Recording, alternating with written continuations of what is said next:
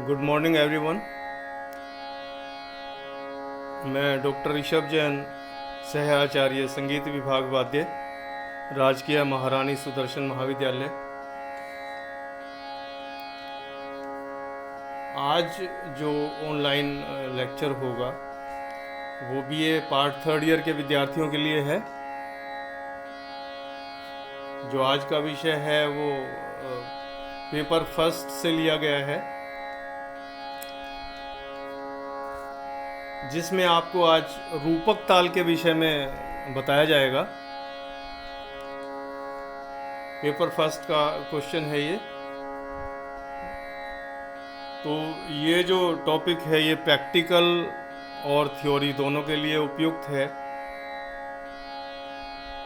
आपको मैं डेमोन्स्ट्रेट करके भी बताता हूँ और ताल का पूरा परिचय आपको दिया जाएगा। अभी आप उसको ध्यान से सुनिए, देखिए और नोट भी कीजिए। देखिए, ताल का नाम है रूपक। क्या नाम है? रूपक। इसका परिचय मैं आपको देता हूं। यह 7 मात्रा की ताल होती है। इसमें 3 विभाग हैं। ताली चौथी व छठी मात्रा पर है। इसमें ताल में जो चिन्ह प्रयोग किए जाते हैं वो देखिए आपको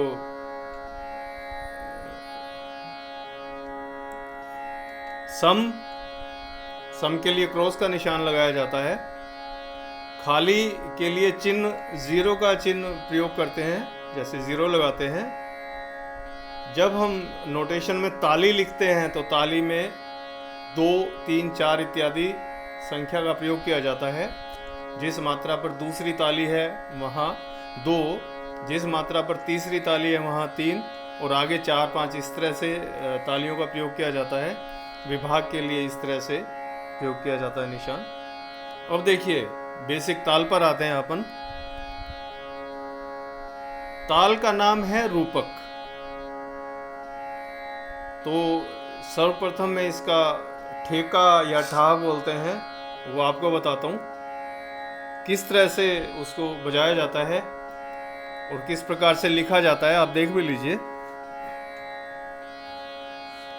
देखिए, ताल रूपक एक ऐसी ताल है, एक ही ऐसी ताल है जिसके सम पर खाली से प्रदर्शित किया जाता है।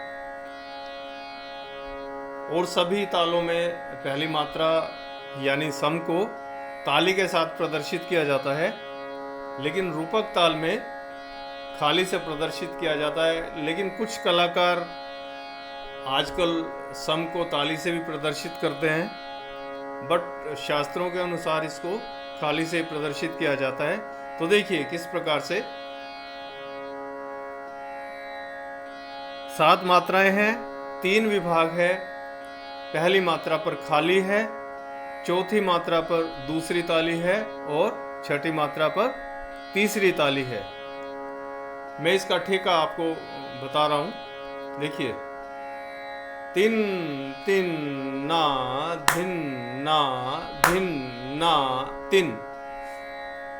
ठेका बजाने के बाद जब भी हम सम पर आएंगे तो उसको सम को प्रदर्शित करना आवश्यक है, वहीं ताल आपकी समाप्त होगी। ऐसे नहीं होता कि पूरी 7 मात्रा कर ली और 7वीं मात्रा पर छोड़ दिया। वापस सम पे आपको जरूर आना पड़ेगा। फिर से मैं एक बार इसका ठेका बोलकर बता रहा हूं और बीच में जो ताली आएगी वो आप सुनिए। तिन तिन ना धिन ना धिन ना तिन। ये क्या हुई? ताल रूपक और उसका ठेका। अब देखिए दुगुन। दुगुन का अर्थ क्या है? जब एक चीज को हम 2 बार रिपीट करते हैं वो दुगुन कहलाती है। तो इस ताल में ऐसा सिस्टम होता है, जैसे 7 मात्रा है तो 7 मात्रा में आपको अपनी ताल को 2 बार रिपीट करना है। 7 मात्रा का एक आवर्तन कहलाता है। ये जितनी भी मात्रा का एक ताल होता है वो एक आवर्तन कहलाता है। तो उस एक आवर्तन में आपको पूरी ताल को 2 बार रिपीट करना है। तो लिखना उसको किस प्रकार से आप देख ही रहे होंगे नोट शीट पर, और उसको 2 बार किस प्रकार से लिखा जाता है। एक मात्रा में उसके 2 बोल लिखे जाते हैं, जैसे तिन, पहली मात्रा पर क्या है तिन, दूसरी पर फिर क्या है तिन, और तीसरी पर क्या है ना। तो पहली और दूसरी मात्रा को मिलाकर एक में लिखा जाएगा, जैसे तिन तिन एक, और उसके नीचे एक अर्ध चंद्राकार का निशान लगाया जाएगा। उससे ये पता लगता है कि एक मात्रा में आपने 2 बोल लिखे या दुगुन का आप प्रयोग कर रहे हैं। इस प्रकार से दुगुन को लिखा जाएगा। देखिए, एक मात्रा में तिन तिन, दूसरी मात्रा में ना धिन, तीसरी मात्रा में ना धिन। इस प्रकार से 4 5 6 7 7 की 7 मात्रा में आप 2 2 बोल लिखेंगे तो आपकी ताल 2 बार रिपीट हो जाएगी। अब देखिए, दुगुन को बजाने के लिए भी हमेशा बेसिक जो उसका ठेका है उसको बजाना आवश्यक है। उसके बाद तुरंत सम से दुगुन स्टार्ट कर देते हैं। मैं दुगुन बता रहा हूं आपको, देखिए, तिन तिन ना धिन ना धिन ना, तिन तिन ना धिन ना धिन ना, तिन तिन ना धिन ना धिन ना तिन। समझ में आ रहा है आपको? मैंने ठेका बजाया, फिर सम से दुगुन स्टार्ट किया, फिर मैं सम पे वापस आया। इस प्रकार का क्वेश्चन आपसे प्रैक्टिकल में भी पूछा जाएगा और थ्योरी में लिखने के लिए भी दिया जाएगा। क्या दिया जाएगा? आप रूपक ताल की दुगुन और चौगुन लिखिए, दुगुन तिगुन चौगुन लिखिए, और प्रैक्टिकल में आपको दुगुन और चौगुन बजाकर शो करना है। तो जैसे मैंने बताया, इसको आपको प्रैक्टिस करना होगा। ये मैंने आपको दुगुन करके बताया। देखिए, तिगुन आपके कोर्स में नहीं है, लेकिन मैं आपको तिगुन भी करके दिखाऊंगा। देखिए, ठेका, फिर उसके बाद दुगुन, फिर तिगुन। तिन तिन ना धिन ना धिन ना, तिन तिन ना धिन ना धिन ना, तिन तिन ना धिन ना धिन ना, तिन तिन ना धिन ना धिन ना, तिन तिन ना धिन ना धिन ना, तिन तिन ना धिन ना धिन ना तिन। ये हुआ तिगुन। ठेका, दुगुन, तिगुन। अब आपको इसका चौगुन भी मैं करके बताता हूं। देखिए, यानी एक मात्रा में 4 बार उसको रिपीट करना। पहले ठेका बजाएंगे, फिर उसके बाद तिन तिन ना धिन ना धिन ना, तिन तिन ना धी ना धी ना, तिन तिन ना धिन ना धिन ना, तिन तिन ना धी ना धी ना, तिन तिन ना धिन ना धिन ना तिन। ये हुआ स्टूडेंट्स चौगुन।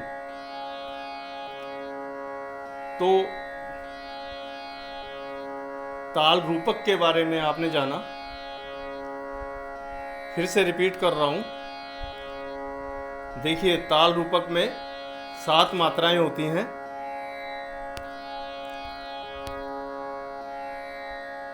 पहली मात्रा पर खाली से प्रदर्शित किया जाता है, चौथी मात्रा पर दूसरी ताली होती है, और तीसरी मात्रा पर, छठी मात्रा पर तीसरी ताली होती है। सॉरी, पहली मात्रा पर खाली, चौथी मात्रा पर दूसरी ताली, और छठी मात्रा पर तीसरी ताली होती है। और इसके बोल मैंने आपको बताए, तिन तिन्ना धिन्ना धिन्ना, 3 विभाग होते हैं। उसको दुगुन किस प्रकार से किया जाता है, तिगुन किस प्रकार से किया जाता है, और चौगुन किस प्रकार से किया जाता है। तो आशा है आप लोगों को सबको समझ में आया होगा। ये चीज़ आपको डेली प्रैक्टिस करना है, प्रैक्टिकली भी और लिखकर भी, तभी आप एग्ज़ाम में लिख पाएंगे, अदरवाइज लिख ही नहीं पाएंगे इसको। ये नहीं है कि इसको याद करना है या इसको रटना है, ये रटने वाली चीज़ नहीं है। और इसका एक और मैं आपको तरीका बताता हूँ। जैसे आप लिखेंगे, आपने सही लिखा या गलत लिखा, इस चीज़ को आप खुद ही चेक कर सकते हैं। उसका भी मैं आपको तरीका बताता हूँ कैसे चेक कर सकते हैं। सबसे पहले आप 7 मात्रा का ठेका लिखिए। उसके बाद 7 मात्रा में दुगुन लिखिए, जैसे मैंने बताया 1 मात्रा में 2 बोल। अगर आपकी 7 मात्रा में पूरी ताल 2 बार रिपीट होती है तभी आपका ठेका सही लिखा गया है, अदरवाइज गलत है। यही सिद्धांत तिगुन और चौगुन में है। तिगुन में 7 मात्रा में आपकी पूरी ताल 3 बार रिपीट हो जानी चाहिए, और चौगुन में भी 7 मात्रा में आपकी पूरी ताल 4 बार रिपीट हो जानी चाहिए। इसको आप खुद ही चेक कर सकते हैं कि हमने सही लिखा है या गलत लिखा है। ठीक है ना, मेरा मतलब समझ गए आप। सिंगल लिखिए, फिर उसके बाद दुगुन में लिखिए, फिर तिगुन में लिखिए, फिर चौगुन में लिखिए। आपकी ताल हर बार 2 बार, 3 बार और 4 बार रिपीट हो जानी चाहिए। इसका मतलब आपकी ताल सही है। अगर पूरी नहीं आती है मात्राओं में ताल 2, 3 या 4 बार, तो आपकी ताल गलत है। उसको वापस आप चेक कर सकते हैं। यही सिद्धांत हर ताल में काम आएगा आपको। ये आपको मैंने 7 मात्रा की आज रूपक ताल बताई। इसी तरह आपके कोर्स में 10 मात्रा की ताल भी होगी, 14 मात्रा की भी होगी, 16 मात्रा की भी होगी। तो आगे दूसरी तालों का वर्णन करेंगे। तब तक के लिए thank you very much. Next time फिर मिलते हैं।